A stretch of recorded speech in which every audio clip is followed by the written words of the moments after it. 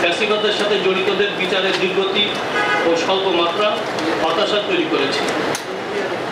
দুই দিন আগের খবরে জানা গেল পুলিশের হিসাব মতেই ফ্যাসিবাদের সাথে জড়িত আটক হওয়া ব্যক্তিদের 73% জামিন পেয়ে যাচ্ছে। ফ্যাসিবাদের দোষরা মহাসমারোহে নির্বাচন করার ঘোষণা দিচ্ছে।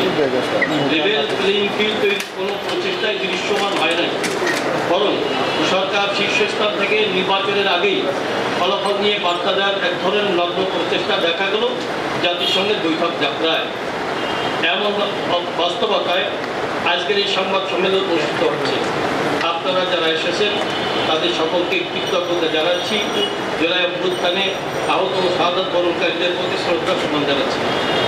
প্রিয় সাংবাদিক বন্ধুগণ, রাজনীতির বিষাক্তনে জমাট বাঁধা কালো মেঘের ঘটনাটায় আমরা একগুচ্ছ রাজনৈতিক সংগঠন নানা আলাপ আলোচনা করে গত 15 সেপ্টেম্বর একযোগে সাংবাদিক সম্মেলন করে 5 দফা দাবিকে সামনে রেখে কর্মসূচি ঘোষণা করেছিলাম। আপনাদের ভিত্তিতে আগামী জাতীয় সংসদ নির্বাচন করতে হবে, নির্বাচন ক্রিয়ার পদ্ধতিতে হতে হবে, সুষ্ঠু নির্বাচনের জন্য লেভেল প্লেইং ফিল্ড নিশ্চিত করতে হবে, আপনার বিচার দৃশ্যমান হতে হবে, বিশেষ ট্রাইব্যুনালে ভারতীয় দাবিদার ও ফ্যাসিবাদদের দোষর জাতীয় পার্টি এবং 14 দলের বিচার করতে হবে এবং বিচার চলাকালীন তাদের কার্যক্রম নিষিদ্ধ করতে হবে।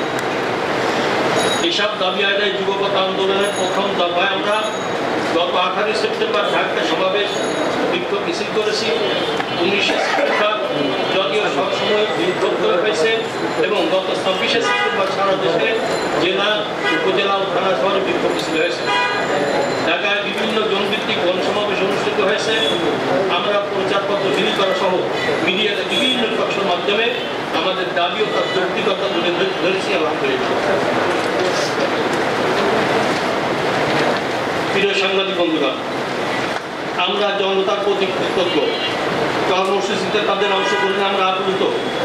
আমরা দেশের মানুষ, সাংবাদিক সহ সকলের প্রতি কৃতজ্ঞতা প্রকাশ করছি যারা আমাদের আন্দোলনে অংশগ্রহণ করেছেন এবং নানাভাবে সহায়তা করেছেন। কর্মসূচিতে মানুষের স্বতঃস্ফূর্ত সাড়া ও উৎসাহী অংশগ্রহণ আমাদেরকে আরও আত্মবিশ্বাসী করেছে। স্বৈরতন্ত্রের বিরুদ্ধে তাদের ক্ষোভ এবং সংস্কার বিচার নিয়ে তাদের হতাশা আমাদেরকে আরও দায়বদ্ধ করেছে। জুলাই গণঅভ্যুত্থানে অংশ নেওয়া আহত ও নিহতদের পরিবারের কান্না আমাদেরকে উদ্দীপ্ত করেছে। সেই দায়বদ্ধ থেকেই 5 দফা দাবি আদায়ের আন্দোলনের দ্বিতীয় ধাপের কর্মসূচিতে